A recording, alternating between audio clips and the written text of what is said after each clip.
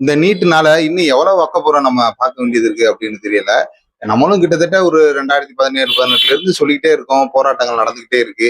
ஆனா இதுக்கு ஒரு விடிவு காலம் வந்த மாதிரி தெரியல. சரி அப்படி என்னதான் நீட்ல நீங்க கண்டுட்டீங்க? அவ்வளவு நீங்க பங்க்சுவலான ஆளான்னா அதுவும் கிடையாது.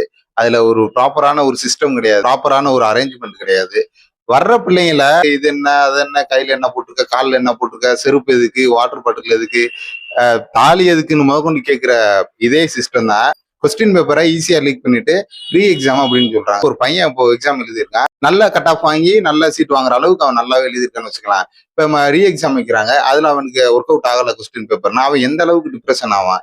அவன் 2 வருஷம் 3 வருஷம் 5 வருஷம் எத்தனை வருஷம் பிள்ளைங்க படிக்குதுக்குன்னே தெரியல. தமிழ்நாடு எல்லா மாநிலங்களையும் விட எவ்வளவோ மேலோங்கி நிக்குது. நம்மளோட கட்டமைப்பு நம்மளோட இன்ஃப்ராஸ்ட்ரக்சர் வேற எங்கேயுமே கிடையாது. நான் என்ன சொல்றேன்னா கல்வியை மாநில பட்டியலில் கொடுங்க. எங்க பசங்க எங்க ஊர்ல எக்ஸாம் எழுதி எங்களுக்கு மட்டும் கூட டாக்டரா இருந்துட்டு போறாங்க. நீங்க தேவைன்னா எங்க ஊர்ல வந்து படிங்க. நாங்க தெரியாதனமா கூட அவங்க ஊருக்கு படிக்க வரல. இந்த நீட்ல இருந்து தயவு செஞ்சு எங்களுக்கு ஒரு விளக்கு கொடுத்துருங்க.